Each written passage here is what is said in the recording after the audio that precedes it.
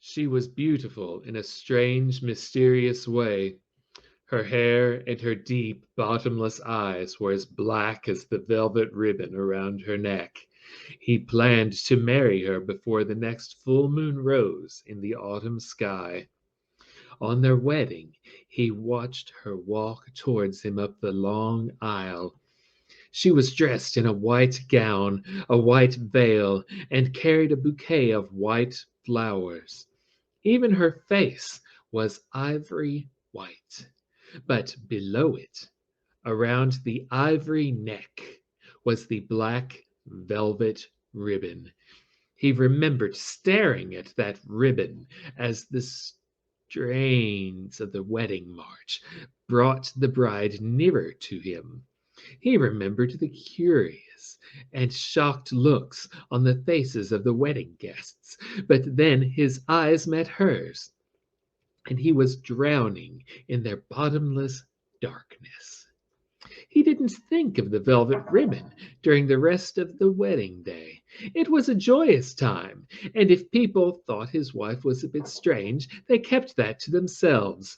That night, when they were alone, he saw that the ribbon was still there, still circling her lovely neck. "Don't you ever take that ribbon from around your neck?" he asked, hoping his question was a needless one. "You'll be sorry if I do," his wife answered. "So I won't."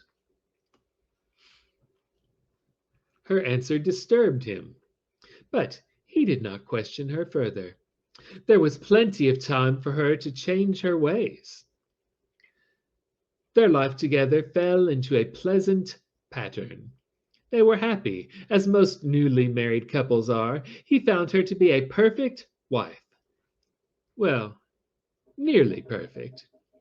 Although she had a great number of dresses and wore a different one every day, she never changed the black velvet ribbon. This ribbon began to be the test of their marriage. When he looked at her, his eyes would inevitably fall to her neck. When he kissed her, he could feel the ribbon tightening around his own throat. "Won't you please take that ribbon from around your neck?" he asked her time and time again. "You'll be sorry if I do, so I won't." This was always her answer. At first, it teased him. Then it began to grate on his nerves. Now it was beginning to infuriate him. "You'll be sorry if I do. You'll be sorry if I do." One day, he tried to pull the ribbon off after she had repeated her answer like a mechanical doll. It wouldn't come loose from her neck. He realized then, for the first time, that the ribbon had no beginning and no end. It circled her neck like a band of steel. He had drawn back from her in disgust that day. Things weren't the same with them after that. At the breakfast table, the black ribbon seemed to mock him as he drank his suddenly bitter coffee. In the afternoon, outside, the ribbon made a funeral out of the sunlight, but it was at night when it bothered him the most. He knew he could live with it no longer. "Either take that ribbon off, or I will," he said one night to his wife of only 4 weeks. "You'll be sorry if I do, so I won't." She smiled at him and then fell off to sleep. But he did not sleep. He lay there, staring at the hated ribbon. He had meant what he said. If she would not take off the ribbon, he would.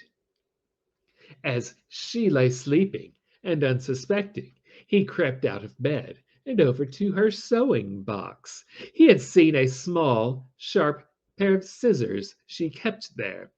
It was thin enough, he knew, to slip between the velvet ribbon and her soft neck.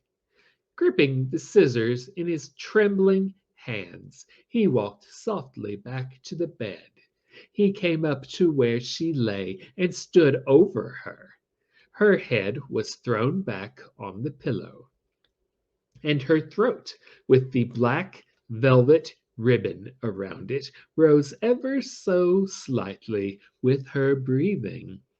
He bent down, and with one swift movement he forced the thin blade of the scissors under the ribbon. Then with a quick, triumphant snip, he severed the ribbon that had come between them. The black velvet ribbon fell away from his wife's neck. Her head rolled off the bed and landed on the floor with a thump. She was muttering, "You'll be sorry. You'll be sorry."